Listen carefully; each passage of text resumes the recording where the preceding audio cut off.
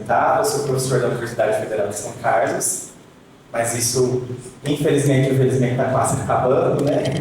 A partir de março de 2025, eu vou ser professor da Universidade Estadual Paulista Júlio de Mesquita Filho, que eu passei no concurso, então eu vou estar indo para o Unesp, né, em breve.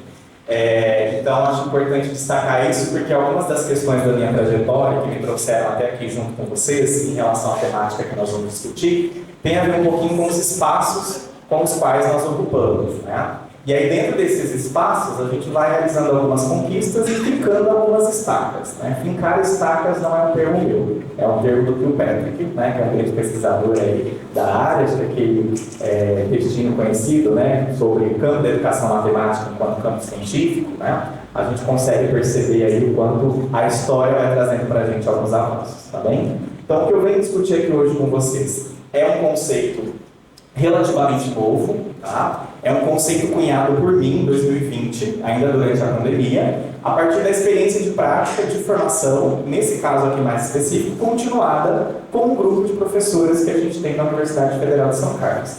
Esse grupo ele existe há aproximadamente 15 anos, né? Que vai fazer 15 anos ano que vem, vai ser o nosso baile de debutantes do grupo, que se chama Outros Olhares para a Matemática. Esse grupo é conhecido como GEOM. O grupo é liderado pela professora Priscila Domingues de Azevedo, que é professora do Colégio de Aplicação lá da nossa universidade, da UFSCar, e vice-liderado por mim, desde que eu cheguei na UFSCar em 2019. Né? Então, estou aí na UFSCar há aproximadamente 6 anos. Tá? Então, o que eu venho discutir junto com vocês é resultado de pesquisa, e dentro desse campo das pesquisas tem um recorte específico a partir de um projeto que foi financiado no último edital universal do CNPq. Por isso aqui a gente faz menção ao Conselho Nacional de Desenvolvimento Científico e Tecnológico. Então nós participamos do edital do CNPq em 2021 e a partir de fevereiro de 2022 nós iniciamos o processo dessa investigação. E essa investigação tem o seu término aí eminente para fevereiro de 2025. Tá? Então ao longo desse percurso a gente tem alguns resultados e o que eu vou trazer hoje para vocês é reflexo desses resultados. E sendo reflexo desses resultados, eu achei importante, né, trazer para divulgar para vocês um livro que foi publicado recentemente, esse ano, na coleção Tendências em Educação Matemática. Quem é da área da educação matemática conhece bem essa coleção, né, da editora Autêntica. Esse livro ele é coordenado pelo professor Marcelo Borba, que é da Unesp de Rio Claro. E aí, em 2022, logo depois do retorno presencial, eu fui fazer uma fala no seminário lá no programa de pós-graduação em Educação Matemática da Unesp de Rio Claro, que é bem próximo ali de São Carlos, né, fica a quase 60 quilômetros. E aí ele me fez um convite. E esse convite foi um desafio. Né? Eu fiz a fala e no final ele disse: Klinger, gostei do que você disse. Nós ainda não temos na nossa coleção nenhum livro sobre matemática para a educação infantil. Você topa escrever esse livro? E aí eu pensei, né? Que desafio, né? Falei, olha, professor, eu topo, mas eu tenho uma parceria de pesquisa. Eu chego até aqui e o que eu estou dizendo aqui não é apenas a partir da minha experiência, tem a ver com as colaborações que a gente vai constituindo nos espaços. A minha parceira é a professora Priscila. Ele disse, olha, não a conheço, mas se está com você, confio. Então vamos escrever o livro. Nós demoramos 2 anos de escrita. Tá? Não necessariamente porque foi demorado esse tempo, mas a gente procrastinou um pouquinho, por vários aspectos, né? O aspecto tem a ver também com a questão da dimensão que é publicar nessa coleção, que eu entendo, porque esse, se eu não me engano, é o 33º ou 34º livro da coleção, tá? Então é uma coleção de peso na nossa área. Então a gente sabe que escrever aqui a gente é passivo a críticas, e que bom, críticas construtivas, né, para que a gente possa avançar. E o nosso desafio era escrever um pouco sobre algo que nós não temos ainda na literatura. Porque quando nós pensamos matemática na educação infantil, fica muito na nossa visão e no nosso ideário pedagógico o trabalho com crianças maiores. Né? Então a gente vai ter algumas literaturas que vão focar muito o trabalho na pré-escola. Então é como se crianças menores de 6 anos só pudessem desenvolver um pouco daquilo que a gente está chamando de linguagem matemática, porque o livro chama Linguagem Matemática na Educação Infantil, e aqui a gente reflete um pouco sobre as experiências no território dos bebês, né? Então crianças aí a partir de 6 meses, tá? Até 3 anos de idade. Então esse é o nosso desafio, né? Então esse livro no Brasil e até internacionalmente, porque a gente tem condições de afirmar isso, é um livro pioneiro da área. Então a gente não tem discussões sobre a questão relacionada à linguagem e matemática na educação infantil do 0 a 3. Então, quando a gente pensa em matemática e educação infantil, grande parte da produção vai focar para a escola, né? Então, trabalho já com crianças de 4 a 5 anos e 11 meses, tá bem? Então, para nós, escrever esse livro teve esse peso. Por isso, eu entendo que demorou 2 anos. Eu achei mais difícil do que escrever minha tese de doutorado, acredita? Né? E foi uma produção em parceria, que também tem esse peso, né? Porque a gente escreve uma coisa, a colega, não, vamos melhorar aqui, concordo, vamos repensar, vamos amadurecer esse capítulo, vamos para o segundo, né? Então, esse livro traz para a gente um pouco essa reflexão do nosso trabalho no nível autoral. E é autoral porque é possível a partir também da nossa experiência de colaboração com as professoras de educação infantil. Porque as experiências que nós trazemos são delas, né? Que nós tomamos emprestados, que nós adentramos esse território, que é um conceito que eu gosto bastante, que é um conceito da geografia da infância, né? Não é um conceito especificamente da educação em si. Então, a ideia de território, quando eu penso em território da infância, é um espaço que eu tenho que pedir licença para entrar. Porque não é um espaço meu. Eu já sou adulto. Enquanto pessoa adulta que atua na creche, e aqui a gente entende a creche, o espaço de 0 a 3, eu preciso pedir licença para adentrar esse território. Então, a minha comunicação com a criança, na interativa dialógica, não pode ser de uma visão adultocêntrica, como a gente está acostumado, né? Muitas vezes a gente fala de cima para baixo. Então, eu vou dialogar com uma criança, eu vou me abaixar, vou olhar para os olhos dela, vou conversar com ela, né? A gente vai mediar conflitos. O processo de mediação de conflito, a gente entende no campo da própria linguagem matemática como sendo uma resolução de problema não convencional. Porque para mediar um conflito, uma decisão precisa ser tomada. Para tomar uma decisão, eu preciso analisar ou isto ou aquilo. E a tomada de decisão ela vai a partir de um raciocínio que é lógico, né? Talvez nem tão lógico matemático, mas é um raciocínio lógico para o momento, para que a gente possa apaziguar a situação. Então, quando nós estamos falando de adentrar o território dos bebês e das crianças bem pequenas, é no sentido de nos despirmos dessa visão adultocêntrica, tá? Então, eu estou entrando num espaço que não é meu. Por mais que eu entenda, e aqui eu estou tomando emprestado alguns conceitos da própria questão da antropologia da criança, né, com a professora Con, que é lá da Universidade Federal de São Carlos, é uma antropóloga, ela vai dizer que nós, enquanto adultos, entendemos muito sobre o que é ser criança, ou achamos que entendemos. Nós, enquanto adultos, até pela questão da leitura de mundo, da interpretação, da nossa própria formação, a gente tem, assim, algumas compreensões do que é ser e viver no contexto da infância. Mas existem múltiplas interpretações de infâncias, né? Eu não tenho só a infância urbana, por exemplo, porque no livro Antropologia da Criança, a Com vai trazer para a gente uma discussão sobre a antropologia da criança indígena. E aí ela vai dizer da importância de reconhecermos que no mesmo espaço nós temos múltiplas infâncias.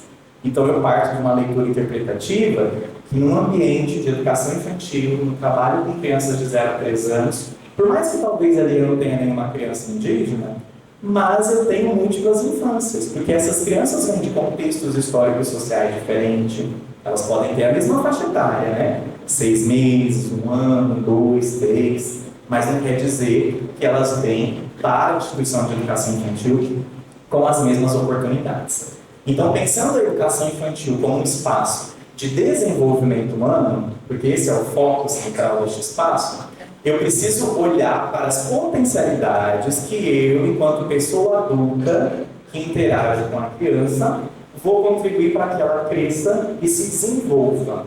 Porque o desenvolvimento, né, antecede o próprio fato da aprendizagem. Eu aprendo muito bem alguma coisa, ou eu consigo lidar com alguns conflitos, a partir do momento que eu já tenho experiências práticas em relação a isso. Né? Haja vista a nossa própria vida.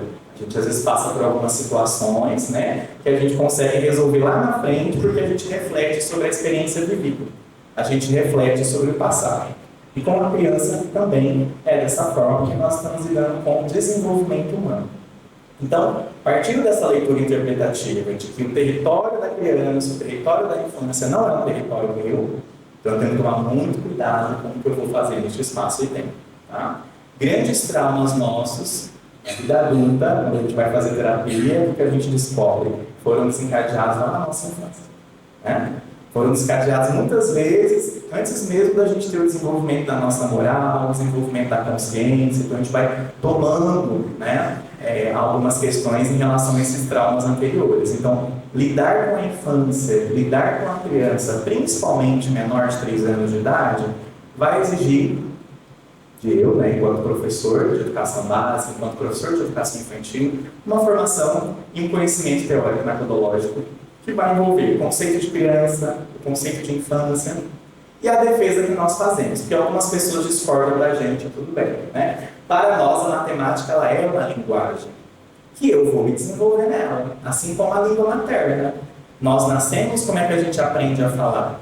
À medida que nós vamos participar de espaços, de círculos culturais onde as pessoas falam. E aí a gente vai ampliando o nosso vocabulário, a gente vai aprendendo a construir um raciocínio lógico sobre o que nós queremos, né? Em relação à linguagem matemática, isso também ocorre de modo paralelo. Eu não preciso primeiro saber ler e escrever. Primeiro ter a minha oralidade desenvolvida, para depois aprender algumas questões de matemática. Ou da linguagem, né? Que é o nosso caso. Quando a gente fala desse lugar da linguagem, não é o lugar de que a criança, o bebê vai fazer conta, né? Vai lá com o algoritmo, não é isso. Então, é uma série de situações onde a gente vai pensar o currículo da educação infantil, o currículo da infância, a partir de perspectivas que coloquem a criança no lugar de protagonista para a sua tomada de decisões. E aí nós vamos verificar muitas vezes que esse currículo ele vai se dar a partir das interações. Então, a minha interação pessoa adulta com a criança, a interação criança-criança e a interação criança-pessoa adulta-criança. Então, é nessa tríade de interações que o desenvolvimento da linguagem matemática vai se fazer. Um exemplo claro, um bebê, quando ainda não tem a sua fala desenvolvida, né? Ele quer um objeto que está próximo. O que ele faz? Ele está no berço, por exemplo. O que ele faz? Pode apontar, se ele já tem essa questão do reflexo, o que mais que ele pode fazer? Primeiro passo, chora. O que a gente já pensa? Tem algo errado, né? Nosso raciocínio lógico vai, dor, mas já vai pensando nisso. Aí a gente percebe que não, então, ele pode apontar, né? Ele pode olhar. Aí você pode propositalmente, e é um pouco esse o lugar que a linguagem matemática vai se desenvolvendo para a gente, mostrar 2 objetos, por exemplo. Eu já identifiquei que ele quer aquela bolsa. Eu pego a bolsa e pego o livro. Ah, você quer a bolsa ou o livro? O que você quer? Você está instigando a criança a desenvolver uma tomada de decisão, né? E para isso, na nossa leitura, um reflexo importante é que a criança faz um movimento que é um movimento ligado a um tipo de conhecimento importante para o desenvolvimento humano, que é o conhecimento físico. Tem 3 tipos de conhecimento importante. Quem diz isso é a Constance Camille, que é uma autora que escreveu um livro que é um best-seller. Tem uma perspectiva bem piagetiana, né? Então, as pessoas me chamam muito de piagetiano, não tem problema nenhum com isso, né? Então, para mim, o que importa é eu saber o desenvolvimento humano e contribuir para as crianças, né? Se acontece uma situação na sala, eu não vou olhar para a criança e falar, e agora, Vygotsky, Piaget, balão, carruagem? Não, né? Eu, enquanto professor, preciso entender de todos esses autores do campo da psicologia do desenvolvimento da aprendizagem, porque naquele momento, como professora ou como professor, eu preciso tomar uma decisão. Né? Minha decisão não pode ser pautada num casamento até a morte com Vygotsky ou com Piaget, né? Então eu tenho que pensar várias questões. Eu estou olhando do campo enquanto professor, né? Enquanto pesquisador a gente tem as nossas perspectivas e tudo bem, porque a universidade é um espaço plural, né? Então, retomando, né? A gente tem esse desenvolvimento junto com os bebês e nessa nossa leitura interpretativa, olhar para a linguagem é perceber, por exemplo, que quando a criança toma uma decisão a partir de 2 objetos que a gente aponta para elas, elas estão retomando a ideia do conhecimento físico. Para Constance Camille, conhecimento físico envolve as propriedades do objeto. Tá? Então, exemplo, quando a gente olha para o livro, cada um de nós vai ter uma percepção diferente quando a gente olha. Algumas pessoas podem olhar mais para o formato, outras para a cor. Se a gente estiver manipulando o objeto intencionalmente, mesmo que a gente não diga, é leve ou é pesado, a gente também está fazendo esse tipo de raciocínio, não está? Quando eu estou com algo na mão. Então, esse tipo de raciocínio está presente. Então, isso é uma ideia ligada ao conhecimento físico, que são as propriedades do objeto. Tá? O conhecimento social é o nome desse objeto. Então, socialmente, a gente já olha para cá e a gente diz livro, porque alguém nos disse que isso aqui é livro. Se isso aqui chamasse cadeira, ia ser muito natural para nós olhar para cá e falar, olha, né, trouxe a cadeira para a nossa mostrar para vocês uma cadeia que eu escrevi, né? Então, nesse contexto, é engraçado, é diferente, mas numa questão de conhecimento social, se o nome fosse cadeia, estava tudo bem. Tá? Mas até estabelecer essa relação das propriedades do conhecimento físico do objeto, boa tarde, até as questões... Boa tarde. Até as questões de associar é um livro, a Constance Camus vai dizer que essa relação entre as propriedades e o nome, que é o conhecimento social, é o conhecimento lógico-matemático. É quando a gente estabelece uma relação, quando a gente pensa, quando a gente compara, né? Então ela vai trazer esses elementos. Então quando a gente instiga um bebê, uma criança menor de 3 anos, a tomar uma decisão a partir do campo visual, a partir da percepção tátil, a gente está incentivando ela a adquirir ou a fundamentar o seu conhecimento lógico-matemático. Tá? Então, é esse o lugar de linguagem matemática que a gente fala. Tá bem? Algumas pessoas vão dizer que isso não é linguagem matemática, e tudo bem. Eu não concordo com um monte de coisa que as pessoas falam, tudo bem, né? Então, cada um no seu quadrado e a gente se respeitando e dialogando, tá? Então, o que eu trouxe hoje para vocês, eu já adiantei grande parte das coisas, tem a ver com o desenvolvimento desse conceito, que é um conceito que se chama cuidar e educar matematicamente. Então, eu tomo emprestado porque no campo da educação infantil, pensando em trabalho diretamente com as crianças, eu não posso educá-las sem cuidar delas.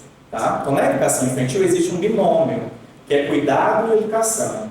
Até pelo seu caráter histórico, até ela chegar ao seu movimento de institucionalização, né, como atendimento à infância, como primeira etapa da educação básica pós-LDB, houve um longo processo.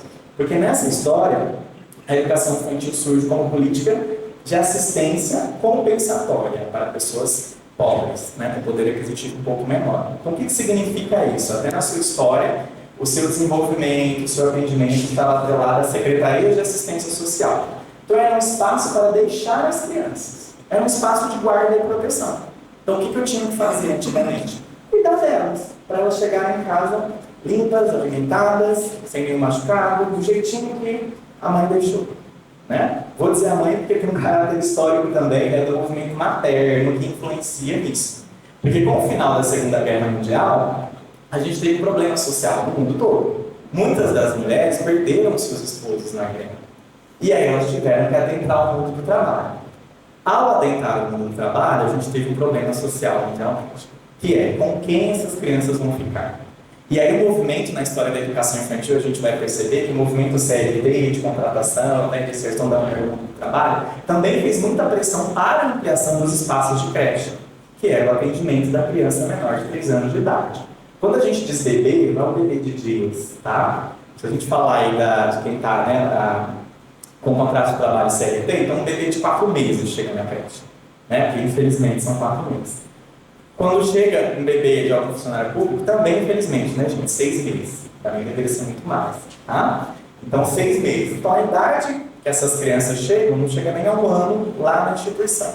Então, historicamente, isso é um problema, né? E aí a gente tem uma demanda muito grande, a política de assistência estudantil, a política de assistência social tem um movimento de ampliar, né, esses espaços de atendimento das casas de guarda e proteção da criança.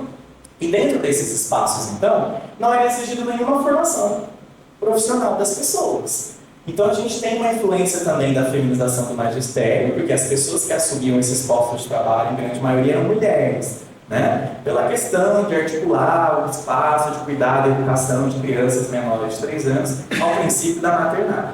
Tá? E aí vem uma série de mitos, né, no campo da pedagogia, que para estar ali tem que gostar de criança, que tem que amar.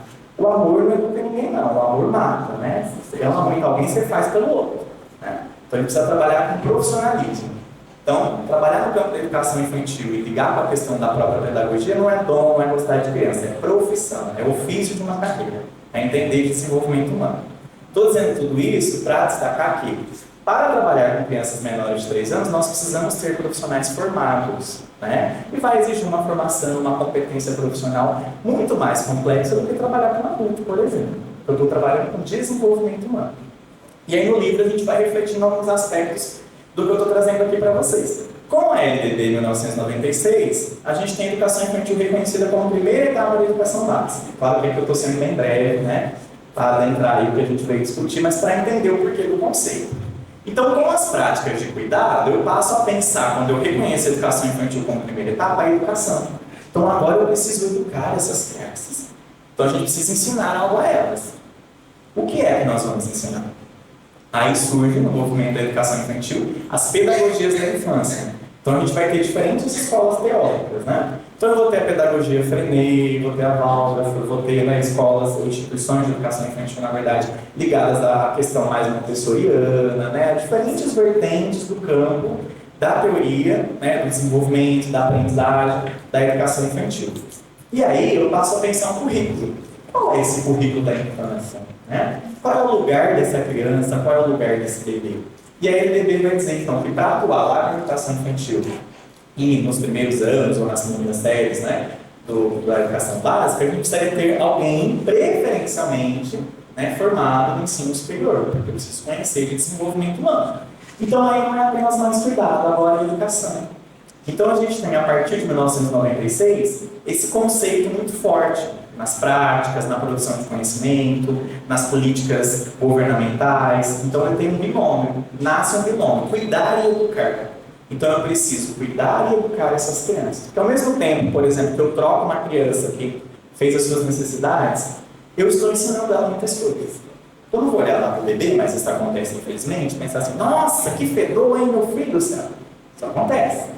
Imagina essa criança sendo tocada, né, às vezes tem o desenvolvimento da linguagem, ver suas carecas, ver o jeito que você está tocando nela com nojo. Estou dizendo também que você vai, nossa, que amorzinho, né, colocar o dedinho também não é isso, né? Mas há uma interação. Ao toque, ao olhar, à fala. Então, não infantilizar o nosso diálogo quando a gente vai conversar com crianças menores de 3 anos, né? Porque vou desenvolver a minha fala. Então, a gente precisa interagir, né, de modo que a criança consiga acompanhar esse desenvolvimento. Então, toda essa retrospectiva para a gente entender por que então cuidar e educar matematicamente, Clínio.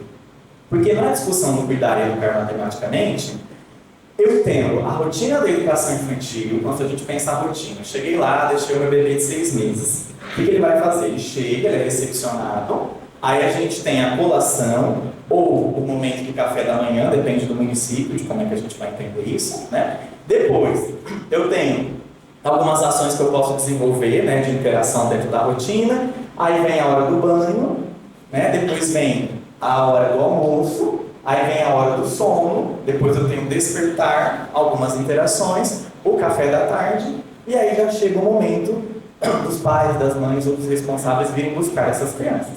Então, olha, dentro dessa rotina, eu tenho uma série de ações onde a matemática pode estar presente, onde a linguagem matemática pode estar presente. Então, a defesa desse conceito é que a matemática como uma linguagem, eu não preciso ter na educação infantil um dia de hora de, por exemplo, agora é hora de matemática. Agora é a hora de linguagem oral escrita. Agora é a hora de natureza e sociedade. Agora é a hora de eu falar de arte. Agora é a hora de corpo e movimento. Não. A criança ela está crescendo e se desenvolvendo. Ao crescer e se desenvolver, ela está com as suas potencialidades ali, né, na flor da pele. Então, tudo está acontecendo ao mesmo tempo. Então, eu posso, no momento da rotina, né, quando a criança chega, eu vou recepcioná-las com brinquedos. Eu tenho diferentes tipos de brinquedos. Brinquedos de pelúcia, brinquedos de madeira, brinquedos de plástico, né? Posso, junto com elas, é claro, depender da idade, não tanto bebê, mas uma criança de 1 ou 2 anos já consegue fazer isso, classificar para depois eu guardar esses brinquedos. Não precisa dizer, olha, nós vamos guardar esse brinquedo de plástico. Não, vou mostrar para ele e dizer, olha, vamos tatear, vamos ajudar a professora ou a professora a guardar esses brinquedos que se parecem com esse, aqui dentro dessa caixa. Olha, se parecem com esse, né? Ou se parecem, lembra do conhecimento físico? Pode ser que algumas já vão olhar para o formato, né? Outras vão olhar para a cor, mesmo sabendo que tem um detalhe azul, não sabe onde é azul, né? Mas está fixo ali, então ela vai olhar, toma uma decisão, classifica e vai colocar no espaço correspondente, né?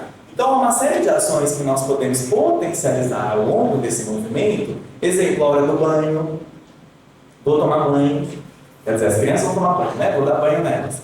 E aí eu vou lavar o pé, então o pé direito, o pé esquerdo, já vou nomeando, atrás da orelha, em cima da cabeça, uma série de comandos de localização espacial estão presentes. Tá? Então a ideia do cuidar e educar matematicamente envolve pensar um trabalho com a linguagem matemática integrada à rotina da educação infantil. E essa integração ela é possível desde bebês até os 3 anos de idade. É claro, isso vai acontecer depois de modo muito mais potencializado, porque a gente vai ampliando as possibilidades, né? Vou fazendo destaques mais específicos, tá? Então, o que a gente traz no livro é um pouco esse movimento de, a partir das experiências das professoras nesse grupo de pesquisa que nós temos lá na UFSCar, que já tem 15 anos, mostrar um pouco como é que isso acontece na prática. Então, o livro surge também com esse desafio de trazer alguns indicadores de atuação, né? Não são receitas, mas possibilidades, justamente em movimento da defesa. Retomando lá atrás, lembra que eu disse que as pessoas não precisavam ter formação para atuar nas casas de guarda e proteção? O que aconteceu com essa questão do histórico? Dentro da educação infantil há uma divisão muito forte. Eu sei disso porque eu sou pedagogo, né? Fui professor de educação infantil, então não sou professor de matemática, tá? E aí a gente entra um pouquinho no lugar de fala, né? Quem eu sou, de onde eu venho. E aí, nesse contexto, o que acontece? Eu fui professor de creche na rede municipal de Três Lagoas. Então, eu enfrentei várias barreiras. Primeiro, por ser homem, né? No município, à época, fui o primeiro homem a atuar na educação infantil e o primeiro homem na creche, né? Então, pensa em crianças menores de 3 anos. E aí a gente tem uma série de barreiras que a gente tem que enfrentar, né? E que eu entendo, porque há problemas sociais, há precedentes em relação a algumas coisas, né? E eu entendo, não culpabilizo ninguém. Mas, olhando para esse movimento, nós, enquanto professores de creche, nos sentimos, e eu sei disso, porque pensei isso na pele, menos do que quem é professor de pré-escola. E, consequentemente, isso vai acontecer com quem é professor dos anos iniciais, que vai desmerecer, entre aspas. Isso não é dito, tá? Essas são questões simbólicas. É na ação, né, no jeito que fala. Por exemplo, na educação infantil vocês só brincam. O currículo da educação infantil ele se dá pelas interações e pela brincadeira.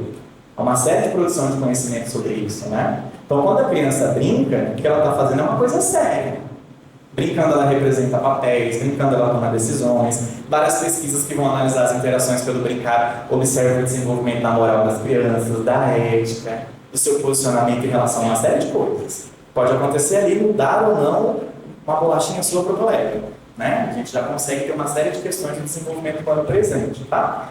Então, existe isso. E aí o livro e a defesa que a gente faz, que eu vou trazer para vocês, é desse movimento de profissionalização docente. Então eu, enquanto professor de creche, preciso me reconhecer como um profissional da educação e preciso ter uma formação para tal. E essa formação em nível superior, pós-graduação, com mestrado, doutorado. Eu mencionei para vocês a minha parceira de pesquisa que escreveu o livro junto comigo, a Priscila Domingos de Azevedo. Ela é doutora em educação e é professora da creche lá do UFSCar, que a gente tem uma creche federal.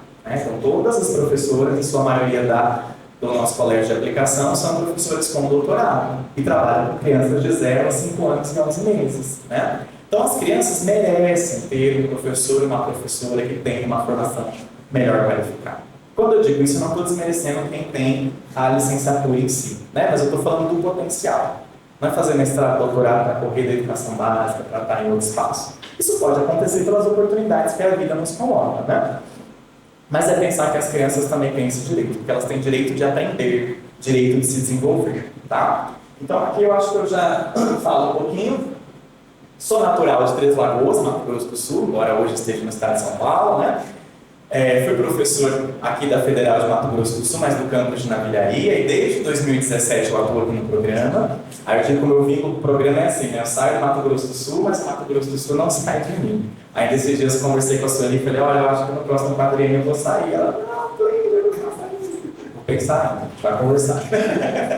Mas eu gosto muito de estar aqui, né? De estar nesses espaços, para que a gente possa dizer também desse lugar que muitas vezes a gente não conhece, né? Eu já fiz disciplinas aqui na pós que as pessoas, nossa, mas na educação infantil tem que ser formado, vocês fazem isso com matemática na educação infantil? Eu já ouvi isso de muitas pessoas licenciadas em matemática. Sim, a gente faz, né? E é um espaço com potencial para aprendizagem, para o desenvolvimento das crianças, né?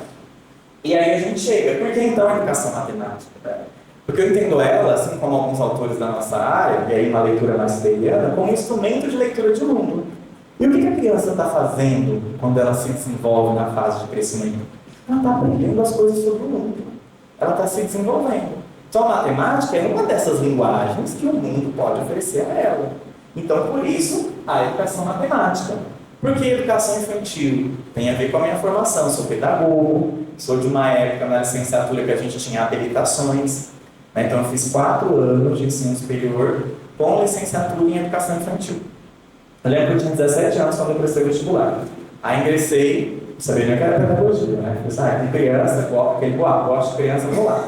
Tava licenciatura em educação infantil, eu nem sabia o que era isso. Aí primeiro ano o povo falando, né, de como trocar fraldas, temperatura de leite, porque a gente aprende essas coisas. Isso é muito importante, né? Então como é que eu vou lidar? Ah, não posso dar um remédio, mesmo que tenha uma receita, o pai e a mãe tem que vir, não posso medicar a criança. Ah, mas você está com isso? Não, não posso. Se acontecer alguma coisa, eu me responsabilizo. E eu levantei a mão com 17 anos, professora. Era a Ana Schindler, que aposentou aqui na FAET, né? Aí eu falei para ela, como que a gente vai falar de crianças maiores? Aí ela, nesse curso, é um curso vespertino. Falei, sim, ela nunca.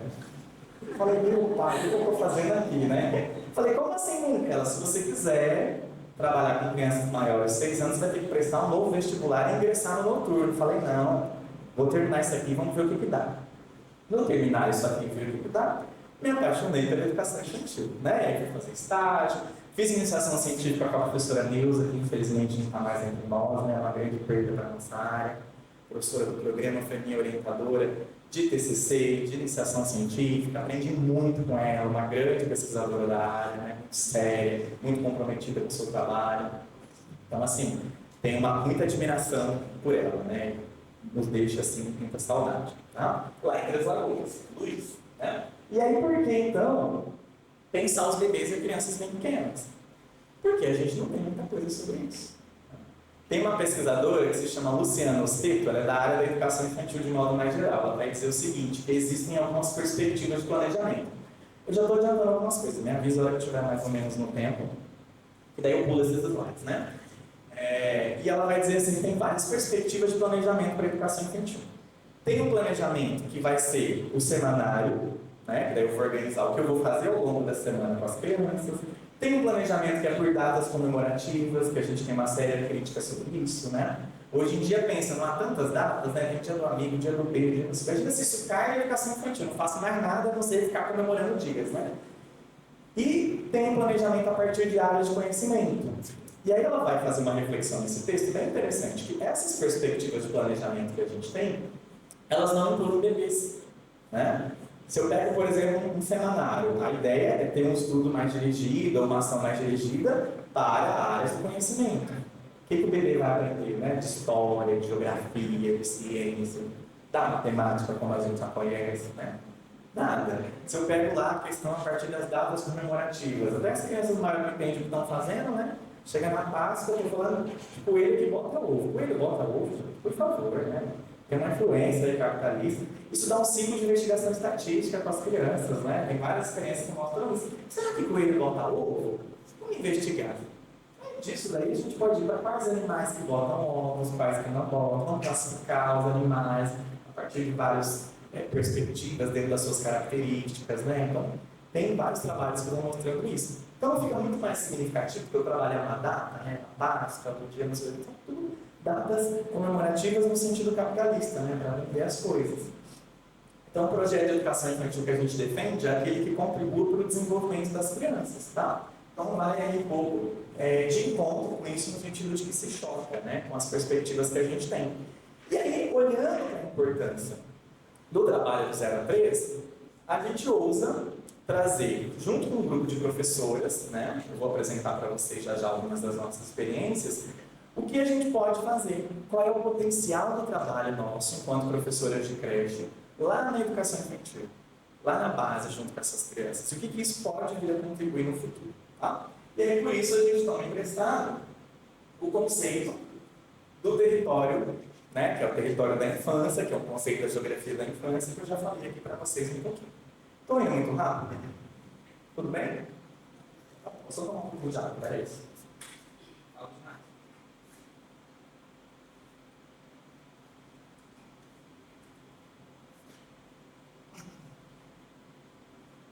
Então, assim, não vou ler, tá? Vou só falar rapidinho. A gente tem uma influência muito forte de um pedagogo italiano, que é o Lois Marabuzzi. Eu falei lá atrás de pedagogias da infância, né? Dentro da discussão de pedagogias da infância, a gente tem um campo que é o campo da sociologia da infância. E aí é esse o meu lugar de fala. Nesse lugar de fala, na educação infantil, não existe o termo aluno, escola, ensino. Tá? O que nós temos? Crianças. O que eu tenho? Instituições de atendimento à infância. E o que eu tenho se eu não tenho ensino? Eu tenho exploração. Eu tenho possibilidades. Tá? Então, na educação infantil, nessa leitura interpretativa, eu não ensino nada para as crianças. Eu oportunizo ambientes em que elas vão passar a vivenciar contextos. E ao vivenciarem esses contextos, elas vão aprendendo algumas coisas. A partir da experiência, a partir da vivência. Tá? E aí o Loris Malaguzzi vai fazer nesse poema uma discussão das 100 linguagens da criança. Ele vai dizer que a criança tem 100 linguagens. E aí ele vai colocando algumas questões. Né? A criança chega na instituição com muitos porquês. Então, refletindo no poema é um pouco isso. O que a gente vai fazendo com o tempo, à medida que a gente avança na escolarização? Esses porquês eles vão se diminuindo, porque nós somos chamados para dar muitas respostas. E não é a resposta espontânea, que é aquela que a criança dá, né, a partir do momento que a gente discute as coisas. É a resposta certa, entre aspas. E que muitas vezes eu, adulto, só tenho porque está no livro, porque está na apostila, porque senão nem eu saberia dar a resposta certa. Né? Então a gente tem que parar para refletir isso. E aí nesse poema ele vai dizendo que a escola rouba 99 linguagens da criança. Né? Vai dizendo que ela não pode pensar, né, com a sua questão mais específica aí, né, entendendo todos os movimentos do seu corpo, enfim, tem uma série de elementos aí, tá? E aí as respostas espontâneas elas trazem para a gente pensamento lógico. Por exemplo, eu quis perguntar para minha sobrinha, quando ela tinha 5 anos, hoje ela tem 7. Queria ver se ela entende um pouquinho de tempo, né? E eu perguntei para ela assim, olha, que horas que você vai para a escola? Ela falou para mim, seu besta, quando bate o sino. Né? Tá certa, não tá? Ela pode chegar lá, para ela a escola, né? A leitura dela é a sala, ela está no espaço, mas é a sala que é a escola. Bateu o sino, ela entra, mas eu queria saber se ela vai dizer, é à tarde, é de manhã, é 7 horas, é 1 hora. E ela me chamou de besta, sua besta, na hora que bate o sino, você não sabe? Realmente, eu não sei, né? Então, aí você vai, olha que resposta espontânea interessante, né? Você pode dialogar, né, com a criança, refletir, trazer boas perguntas, entre aspas, né, o bom aqui não com juízo de valor. Você vai trazendo possibilidade de pensar uma série de coisas, né?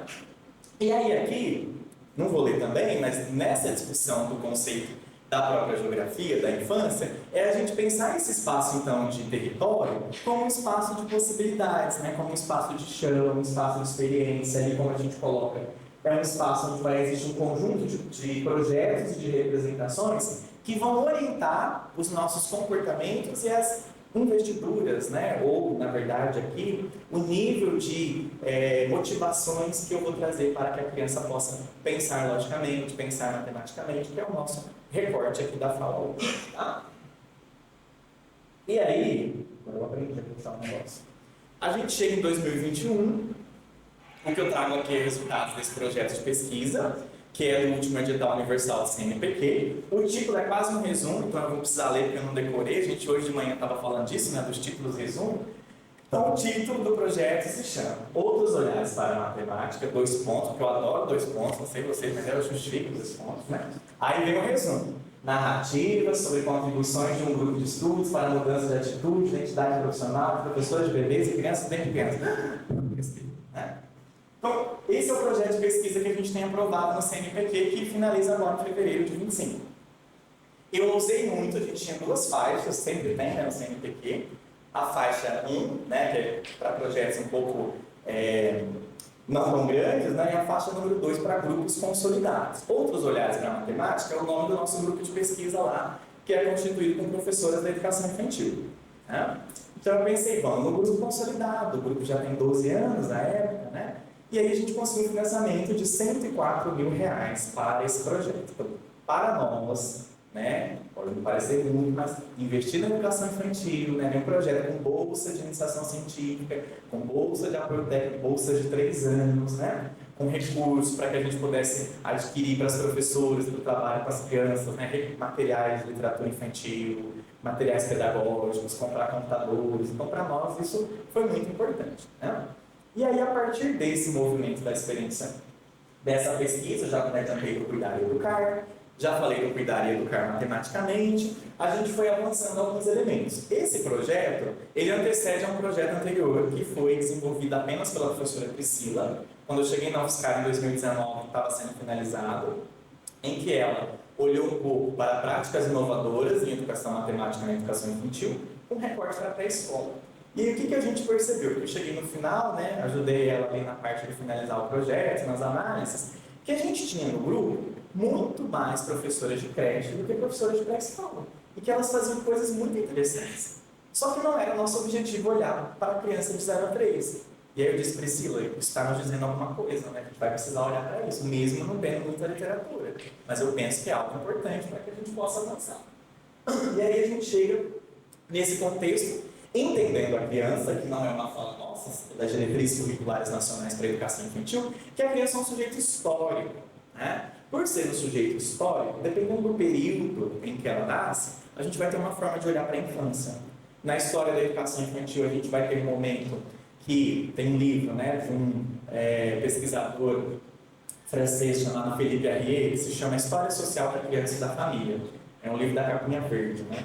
Primeiro livro que eu li lá na Pedagogia da Educação Infantil. Então, esse livro vai trazer uma história, né, desde a sociedade medieval, de como é que a gente encara as crianças ou não encara. Porque em algumas inscrições, né, nos quadros de família, ele fez um estudo iconográfico, então foi a partir das obras, né, das pinturas dos retratos, não conseguia se perceber quem era criança e quem era adulto, né, nessas imagens, porque não tinha representação das especificidades infantis. E aí esse livro, embora tenha muitas críticas, né, porque quem tinha condições de ter um quadro da sua família? Pessoas com poder aquisitivo maior. Né? Então as críticas têm relação a pensar. Então, o sentimento de infância, será que não existia antes disso, nas classes populares, por exemplo? Né? Então, a gente precisa olhar para as classes populares.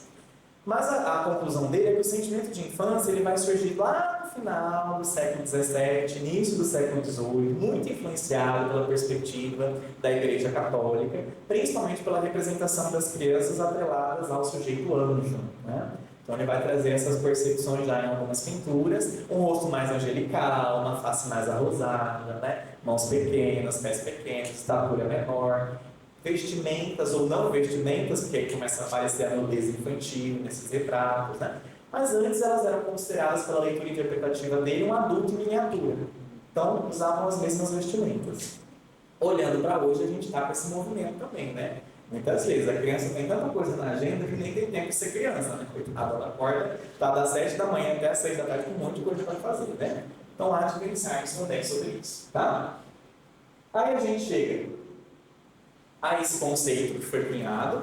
Em 2020, como o grupo fez 10 anos, a gente resolveu publicar um livro pela editora Pedro e João com os relatos das professoras. Porque nesse grupo de estudos, ele funciona, né, claro, no período todo do ano, mas ele é atrelado a um projeto de extensão, que a cada 6 meses é renovado. Então as professoras ingressam no grupo, elas têm certificado, é um grupo de natureza colaborativa, a gente decide temáticas para estudar em relação à matemática, e aí no próprio grupo elas desenvolvem as vivências, antes disso fazem um planejamento de ação, a gente discute as possibilidades, como é que pode melhorar, o que pode ser feito, como dar uma intencionalidade pedagógica articulada com a matemática.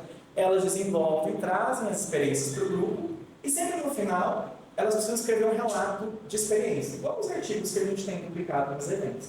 Esse relato precisa ter indícios do que elas fizeram, então fotos, precisa mobilizar autores. Então isso o grupo já vem fazendo há um tempo. E as professoras publicam esses relatos em eventos. A gente vai ver aqui em foto, né? Então a gente já participou do XIAN, que é o Seminário de História e Investigações de ou em aulas de matemática na Unicamp, do próprio Enem, do Encontro Nacional de Educação Matemática, do EMAI, que era o Encontro de Educação Matemática nos anos iniciais, que existia na Federal de São Carlos, entre outros eventos. Então o que a gente fez com esse livro? A gente resolveu revisitar esses relatos e convidar as professoras para ampliá-los, para dar um caráter mais de capítulo de livro, né? E aí elas publicaram, em relação aqui ao nosso comemoração de 10 anos de grupo, o livro ele é prefaciado pela professora Celis Pazandim Lopes, né, que é da área da Educação Estatística, e ele é pós-faciado pela professora Carmen Passos, que é lá da UFSCar, né? E aí na apresentação do livro, que eu fui convidado para fazer a apresentação, eu comecei a refletir sobre algumas coisas. Ao refletir, eu escrevi isso, né? Que quer dizer o seguinte: a formação de profissionais da educação infantil para a infância enfrenta ainda hoje, nos anos 2020, desafios históricos quando pensamos, ali está escrito errado, tá? No processo de profissionalização. para nós, professores e professores de educação infantil, ter a oportunidade de colocar em destaque o trabalho articulado com os princípios éticos de uma carreira que busca a indissociabilidade. Eu escrevi isso sem nenhuma intenção, digo para vocês. A intenção ela vem depois, né? Entre cuidar e educar matematicamente, bebê e crianças pequenas. Representa fundamentos que sustentam teórico e metodologicamente o trabalho pedagógico que realizamos. E aí eu comecei a ser convidado para participar de algumas bancas, não que eu não participasse antes, mas bancas mais específicas. E as pessoas dizendo, professor, gostei muito disso que você falou, tem mais coisas escritas sobre isso? Aí eu, isso o quê? Cuidar e educar matematicamente. Aí eu pensei, nossa, será que eu me comprometi com alguma coisa que eu vou ter que dar conta, né? E aí eu passei a refletir sobre isso com as professoras. Então aqui a gente tem o marco desse conceito, né? Então quando a gente reporta a educação matemática para o campo da educação infantil, eu preciso pensar uma prática que não seja uma prática de escolarização precoce, né? Sem ter um dia de aula de matemática. Matemática como uma linguagem vai estar presente ali o tempo todo. E aí eu vou dando uma intencionalidade pedagógica, eu vou enaltecendo alguns aspectos. O primeiro senso que nós desenvolvemos a partir das relações corporais é o senso topológico. Isso acontece com o PD quando ele começa a engatinhar. Fica pra lá e pra cá, vai e volta, né? Às vezes ele coloca um bichinho no andador, mas não pode, né? Colocar no andador. Compromete uma série de coisas, né? De fortalecer os ossos, enfim. A gente fazia isso antes. Então, a criança ela começa a se desenvolver nesse espaço. E nesse espaço que ela se desenvolve, ela abre uma gaveta, ela tira as coisas de dentro. Por mais que ela não sabe que ali dentro tem questões, né? De panela, tampa de panela de ferro, tampa de panela de plástico. Mas olha, quando cai tem barulho diferente. Aí ela esvazia, ela entra dentro do armário, não é assim? Ela viu uma caixa, ela quer entrar dentro da caixa rasga e tal. Então ela está tentando ocupar esses espaços, né? Experienciando o mundo pelo próprio corpo. Então o desenvolvimento desse senso, ele é o primeiro. Né? E o professor Sérgio Lorenzato já diz isso naquele livro dele, Educação Infantil e Percepção Matemática, que é de autores associados, a editora, né? O clássico também, a primeira edição de 2006, depois tiveram várias outras edições, está para sair mais uma revisada e ampliada, mas não está de acordo com o BNCC, tá, gente? A gente não faz isso. Mas é revisada e ampliada, trazendo novas discussões dentro do campo, né? Então, em breve vai sair. Então, é entender esse movimento aí, tá? E aí, o que eu comecei a refletir esse ano? Eu publico o primeiro texto com essa reflexão, né? Então, o que eu estou entendendo por cuidar e educar matematicamente?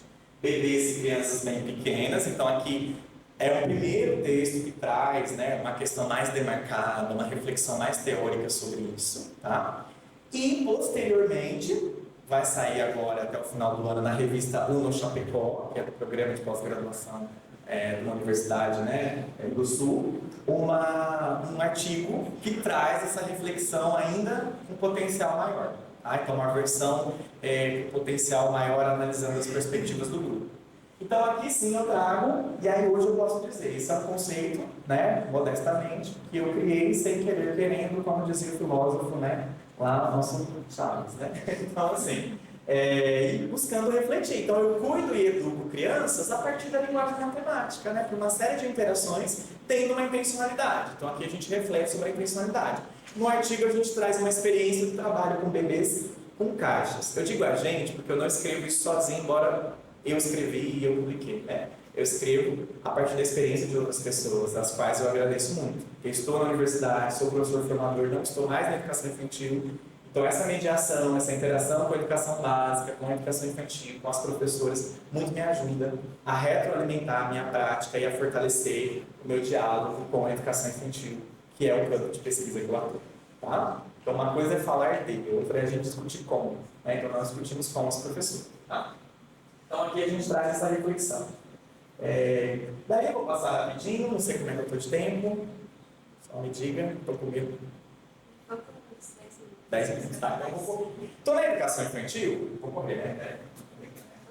Nós vamos olhar, a gente tem uma série de coisas, né, que envolvem cores, espaços que os bebês enfrentam, né, eles sobem, eles descem, eles passam por dentro, né, então uma série de desafios que estão presentes nessa rotina das crianças, desde pequenininhos, né. Também a gente tem momentos de experienciar aspectos ligados ao cheiro. Quando a gente sente o cheiro de alguma coisa, a gente não já associa o que é, porque nós somos adultos, a gente o cheiro, é café, é bolo de não sei o quê. É tal coisa. Por que isso acontece? Porque a nossa experiência foi possibilitando isso. Eu senti esse cheiro tantas vezes que hoje eu sei dizer o que é, né? E lá na educação infantil isso começa. Então a gente também costuma dizer que os 5 sentidos são aspectos importantes que potencializam o desenvolvimento humano da gente, né? Então, o nosso tato, olfato, paladar, enfim, dentre outros, tá? Eu lembro que quando eu fui professor de creche, né, de crianças de 2 anos, eu tinha uma prática assim, não dava muito certo, né? Professor iniciante, então chegava lá um momento que eu sentia um cheiro, eu já falava, alguém fez cocô, né? Então eu ia olhando, então eu colocava meu dedinho bem em cima, né? Puxava devagarzinho para eu olhar. Então eu fazia isso sempre, eu olhava e aí eu tentava separar, né? Quem eu tinha que limpar, que dar banho, quem não. Depois eles se misturavam. Com o tempo, o que eu percebi? Algumas crianças sentiam o cheiro e já iam uma na outra. Metia o dedo e puxava, e eles nem falavam, ele ficava puxando assim, ó. E aí mostrava. Tipo, então ele fez cocô, que era para eu limpar. Então, olha, como é que eles aprenderam isso? Né? Olha que questão de sentir o cheiro, já imaginei o que é. Vou lá chamar o professor, né? Como é que chama? Puxando ali a calça e vamos fazer tudo isso, né? Então, são aspectos que mostram esse nosso desenvolvimento, né? Então, o cheiro ele remete a uma experiência, a alguma coisa, né? Então, isso vai acontecendo ao longo da educação infantil, tá?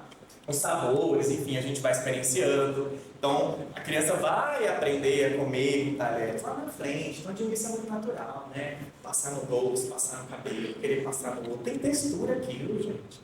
Né? Tem coisas diferentes quando eu pego, quando eu chego, quando eu como. Né? Então, eu preciso experienciar de diferentes maneiras. Então, isso vai acontecendo com as crianças, né? E aí, eu já falei um pouquinho sobre essa perspectiva de planejamento popular. Né? Já falei também do currículo da infância, que ele vai se dar a partir das interações e das brincadeiras. E aí, quando a gente pensa o trabalho com as crianças, eu sempre me adianto, né? Já falei também da questão da rotina, como é que a gente pode explorar isso junto com elas. E nós temos uma defesa de uma abordagem. Será que todos nós aprendemos apenas com registro escrito? Né? Se alguém quiser trazer para ele um problema matemático. Claro, enquanto adultos a gente vai correr para o registro escrito. Mas será que a gente refletindo sobre a nossa experiência enquanto criança, a gente sempre foi o registro escrito? Né? De colocar lá o numeral, o número, né, escrito e fazer as contas? Não necessariamente. Né? A gente pode recorrer à própria oralidade. Então eu leio, eu falo, como eu fiz, eu justifico o raciocínio. Eu posso recorrer ao registro pictórico, ao desenho. Eu posso recorrer ao meu corpo. Né? O meu corpo também pode ser um instrumento diferentes aspectos ligados à matemática. Posso recorrer à minha relação intra e extra-matemática. Posso recorrer à linguagem, em diferentes aspectos. Quando eu falo isso, a minha abordagem é uma abordagem que vai, né, claro, muito influenciada pela professora Kátia Stolpes-Molly, nesse livro aqui que é resultado da dissertação de mestrado dela, que ela vai falar sobre a matemática na educação infantil e ela vai fazer uma abordagem a partir de uma teoria, que é a teoria das inteligências múltiplas. Nessa teoria, nós podemos aprender, a partir, aqui, a época, de 7 tipos de inteligência. Né?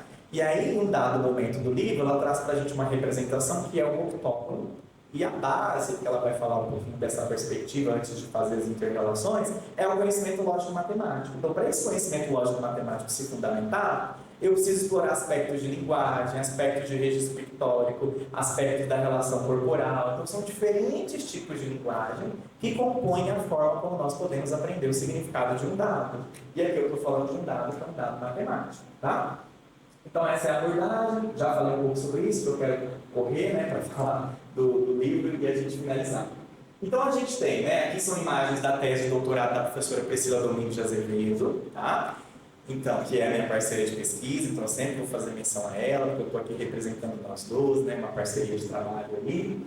E aí, na tese dela, as professoras trazem um pouco algumas reflexões a partir do que é o grupo de estudos nossos, tá? E aí, essa é a professora doutora Priscila Domingos de Azevedo, tá? E a tese dela é sobre o conhecimento matemático na educação infantil. Ela faz uma análise de um programa, um curso, né, de formação continuada de professores nessa perspectiva da colaboração, tá? E hoje, esse nosso grupo ele se desenvolve a partir de uma CIEP, que é o nome da UFSCar. A CIEP é uma atividade que integra ensino, pesquisa e extensão. Então, tem estudantes da licenciatura em matemática, tem estudantes da licenciatura em pedagogia conosco, que podem fazer atividade como atividade curricular que vai ser integrada lá no seu histórico escolar, né? Agora com a curricularização da extensão ainda mais. é sempre financiada pela nossa pró-reitoria de extensão, porque a gente tem estudante bolsista junto conosco, tá?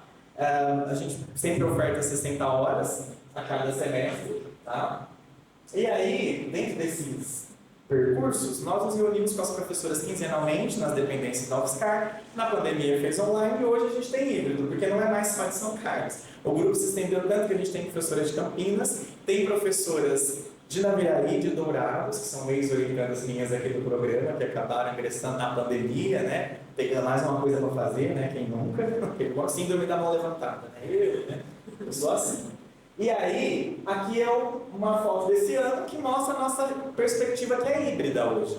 Então nós temos, enquanto pessoas que moram em São Carlos, nos reunimos lá, né, numa sala, e a gente projeta as outras participantes ali no Meet, e aí a gente dialoga, conversa, apresenta, trabalha junto, né, porque essa ideia do desenvolvimento com as crianças precisa ser em grupo, não dá para ser individual, porque hoje a gente tem uma média entre 20 e 30 pessoas a cada semestre, não é mais 15. Então não dá para ter 15 intervenções e a gente refletir sobre 15 ou sobre 20, muita coisa. Então a gente agrupa por áreas de interesse. Eu quero trabalhar geometria com as crianças. Então quem mais?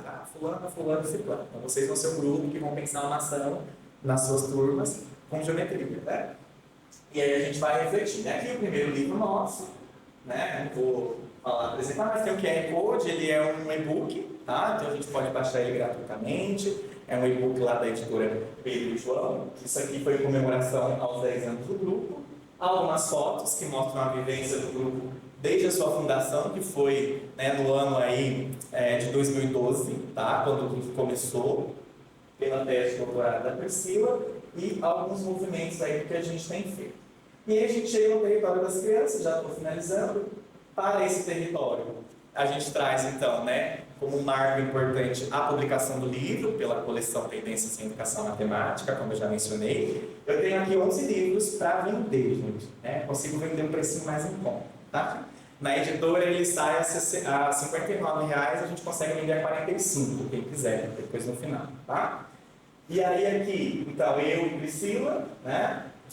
O livro traz um pouco essas interações. A gente dedica esse livro a todas as profissionais de educação infantil, a quem nós admiramos e respeitamos muito o trabalho que essas profissionais fazem, né?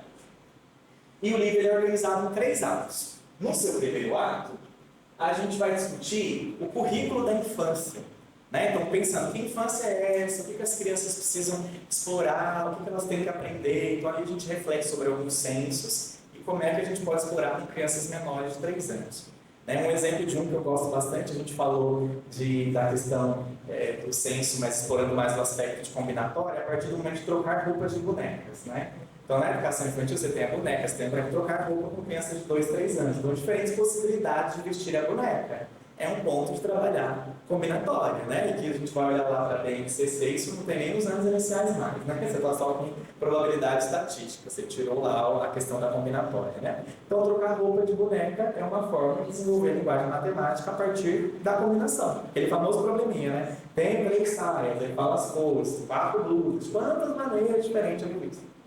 Então a gente vai lá e desenha e pinta, a gente já vai para o raciocínio, né? 3 vezes 4, já sei quantas são, já fala, né? Mas há todo um percurso até chegar nesse tipo de prática. E para nós, a questão das bonecas pode ser um caminho para o desenvolvimento dessa linguagem, tá? O ato 2 é o território da creche, então é onde a gente traz a experiência dessas professoras, tá?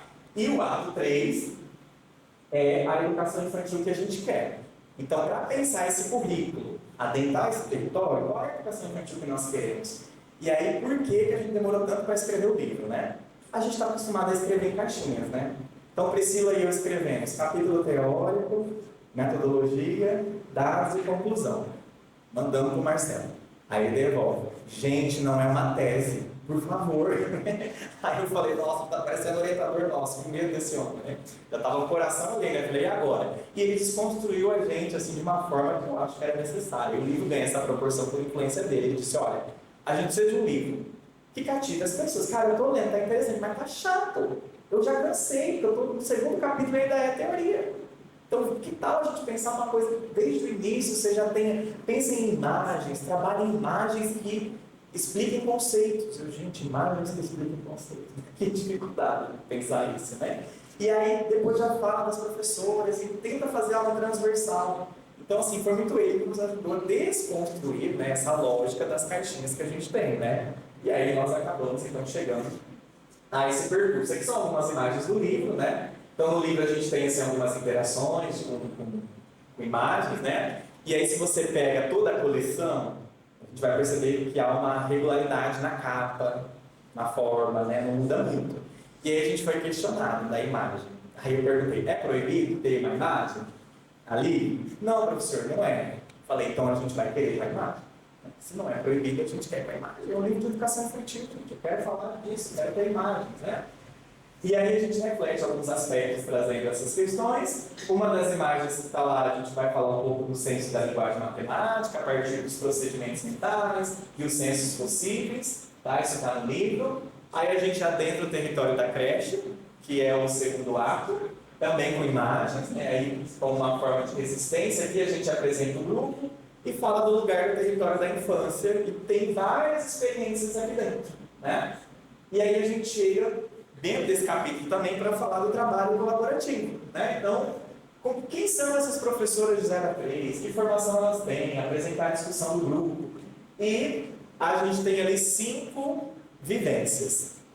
Uma que as professoras exploraram procedimentos mentais básicos, classificação, seriação, inclusão, entre outros. Uma que explorou a noção espacial, olha, o de decorrente ficou especial, né? Mas pode ser também. A noção numérica, a noção de medida e a noção de probabilidade. Tá? E aqui são algumas imagens que compõem o livro, né? Com uma autorização, obviamente, é claro que respeitando os princípios éticos, né? Então, não tem a questão dos gostos das crianças, né? Por uma preservação, nem das professoras. Ali uma atividade que pensava no processo para classificar, é uma pescaria com peneiras, com bebês, onde eles iam pescar as bolinhas e depois tentar classificá-las. Então, há todo um percurso ali mostrando esse movimento, a caça aos ovos no bosque, que as crianças tinham pistas, e aí nas pistas elas tinham que resolver, né? Vai, tá atrás de não sei na onde, tá do lado direito, tá em cima de não sei o quê. Então as crianças iam sendo levadas a esse senso, né? Aí as pistas formavam um quebra-cabeça, gente, que era uma imagem de aonde estava a próxima pista. Então eles iam pegando, lá foi com caixa de leite, então formavam a imagem, é a planta que está lá não sei na onde, aí todas as criaturas da turma, né? Então foi uma ação coletiva bem interessante. A outra é de ordenar os cubos de tecidos com bebês, né? A partir dos animais, então grande e pequeno, né? Discutindo isso com as crianças. Aqui também a partir, né, da própria medida do sapato, de comparar, né, os sapatos, de empilhá-los, de ordená-los maior que menor e vice-versa, né? Essa daqui é uma das que eu mais gosto, né? Envolve um pouco as interações aqui entre o ajudante do dia, né? Então, na votação com crianças de 3 anos, quem vai ser o ajudante do dia. É claro, sempre a professora como mediadora desse processo, né? As crianças vão tomando as decisões. Eu não coloquei a que eu mais gosto, mas a que eu mais gosto está também aqui, que é um desencadeamento de questões ligadas. As crianças iriam votar em frutas preferidas, né? Aí você pode pensar, mas isso, tem uma crítica em relação a isso. Mas teve algo muito interessante ali. Porque elas votaram e era o período das eleições, né? Foi em 2022 essa experiência. E aí, se eu não me engano, foi melancia e morango que empatou. Melancia e morango empataram e tinha uma terceira fruta, que eu não vou lembrar agora qual é, mas vamos imaginar que é laranja, né? E aí a gente discutindo e apresentando, ela não refez, né? Mas aí eu pensei assim, gente, tem algo muito interessante aqui, que a Kátia Smolin vai dizer que a gente precisa, junto com crianças, pensar a matemática explorando contextos do mundo real. Então, na educação infantil, as crianças precisam participar de vivências que levem elas a pensar sobre o mundo real. É claro que as crianças lá da educação infantil de 3 anos, né, às vezes nem sabem quem é Lula, quem é Bolsonaro, quem é Simone Tebet, né? Mas a gente está pensando no movimento que, nesse tipo de prática, pode influenciar decisões dos outros grupos. E eu discuti com elas, falei, olha, seria interessante que a gente faz isso no grupo. Como no encaminhamento futuro, retomar isso, você tem ali um empate. Então, quem empatou, eu fiz uma analogia porque nós éramos adultos, né? Foi o Lula e o Bolsonaro. A Simone Tebet é essa terceira fruta. Agora, o que eu quero saber é, a terceira fruta vai apoiar quem? Né? E aí a gente vai discutir isso com as crianças. Então, para discutir, eu vou ter que decidir votar nas duas que empataram. Então, a gente não poderia fazer, talvez, uma pesquisa envolvendo as crianças, as famílias, sobre os benefícios daquela fruta A e da fruta B? e aí as crianças, a gente vai discutir, vai apresentar, e aí elas vão ser influenciadas pelos benefícios, né? E aí ver quem que é a terceira fruta, quem votou lá, foi 5 crianças, essas crianças vão apoiar quem, né? E aí depois refaz só com aquelas outras 2 frutas. Então a gente foi refletindo sobre isso, né? Falei, seria interessante, mas é claro, não foi o que a professora fez, mas no grupo a gente debate os encaminhamentos futuros. Isso é pensar em encaminhamentos para contextos de mundo real, né? E aí a gente traz, para finalizar, né, a educação infantil que a gente quer no livro, né, trazendo aí alguns elementos da formação de professores, do tipo de conhecimento, que é um conhecimento especializado, e quando a gente pensa o trabalho com a linguagem matemática, também está dentro desse campo, né, de ter um conhecimento específico de conteúdo, conhecimento pedagógico, conhecimento curricular, que vai potencializar o desencadeamento das minhas interações, né, e da função que eu tenho. E na conclusão do livro a gente faz essa reflexão, né? Quanto da linguagem matemática cabe então no território da infância? Né? E aí a gente começa uma poesia cantada aí do Manuel de Barros, do espetáculo Crianceiras, né? E aí a gente faz toda uma reflexão e a defesa da profissionalização dessas professoras e um diálogo direto com a professora de creche, porque a gente, no livro, faz a defesa do gênero feminino, porque a nossa literatura de formação de professores ela é muito sexista, né? Você faz um trabalho que só tem mulher, está lá no título. A formação de professores. Só tem mulher lá, né? Ah, mas é língua portuguesa. Desculpa, eu não estou preocupado com a língua portuguesa, né? Vamos reconhecer a participação da mulher no espaço, na ciência, né? Em vários outros contextos. Então, aqui, na verdade, né? Quem quiser adquirir pela editora, mas a gente tem aqui, né, 11 exemplares, e aí a gente consegue ter um preço mais em conta. E assim, na verdade, eu finalizo, tendo em vista já o tempo, que eu já devo ter extrapolado, né? E agradeço a possibilidade de diálogo e interação junto com vocês e fico aí nesse momento agora disponível para responder algumas questões. Tá bem? Muito obrigado.